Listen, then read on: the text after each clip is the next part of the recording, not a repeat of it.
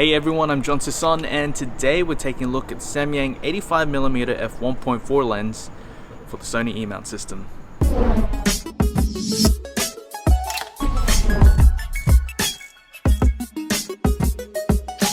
Now, Samyang have released its fifth autofocusing lens catered for Sony E-mount shooters, and that's in the form of the 85mm F1.4.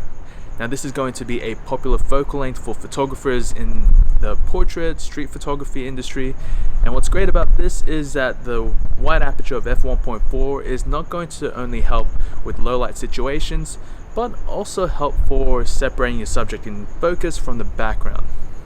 While this lens has also been released for the Canon EF mount, keep in mind that this is going to be a different optical design because it has been made from the ground up for mirrorless cameras such as the A7 III. So stay tuned because we're going to take a closer look at the lens, its image quality, its performance, and at the end of the video I'll let you know what I personally think of it. Now the lens weighs approximately 568 grams, making it the lightest lens in its class with autofocus. And when compared to the Sony 85mm GM, it's just a tad shorter. It's similar to other Samyang autofocus lenses with a simple and friendly look. You have a manual focus ring with a red ring to accompany it. It accepts 77mm filter threads and comes with a barrel type plastic lens hood. Unfortunately, there is no focusing override switch on the lens itself, but one thing that this lens does have compared to the previous Samyang AF lenses is weather seals. So you should feel more at ease when taking this lens to adverse conditions. Unfortunately, there is no stabilization with this lens, and in fact the lens will rely solely on the stabilization on the body. So if you're someone that is using a first gen A7 or a crop sensor camera without steady shot, you're going to have to use a fast enough shutter speed to avoid any blur in your photos. Now when it comes to autofocusing performance, the lens is quick for an 85mm but not blazingly fast, which is common among other 85mm lenses in its class. It does do a great job with nailing focus though, and it is compatible with all of Sony's focusing modes such as direct manual focus, continuous autofocus, and of course using IAF, which makes shooting portraits easy.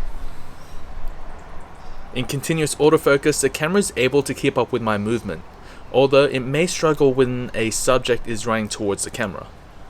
Also, while filming video with continuous autofocus, I could hear the motors focus in and out, but only in dead silence.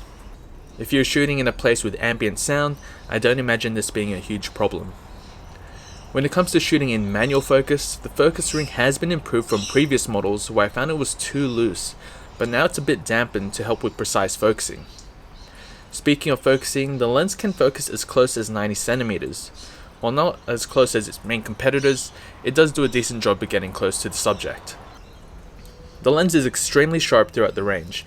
It was fun to use, and again with Sony's IAF, this made shooting portraits a lot easier. With 9 aperture blades, the lens is capable of achieving smooth out of focus blur, which will help your portrait stand out.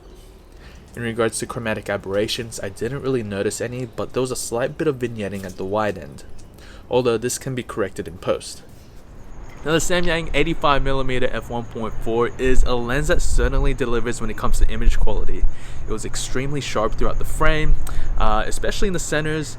The size and the weight of this is much more portable than say Sigma's 85mm F1.4 Art Series lens, which was originally made for DSLR cameras. So I'm glad that Samyang have actually put a bit more time and effort into making a lens made for mirrorless cameras. Now when it comes to its price point, it's going to be a very attractive price, definitely cheaper than the Sony and the Sigma lens equivalents. So in terms of value for money, this is definitely going to be a great option for anyone looking for a very good portrait lens in terms of a wide aperture of f1.4, and again it's going to be very light and small to carry around with you. So in saying that, I'd highly recommend this lens. If you have any questions, please feel free to leave a comment below and let me know what you think of it if you already own one. Don't forget to subscribe to my channel for more Samyang lens reviews and tutorials, and you can also follow me on Facebook and Instagram for more sample photos and photo updates.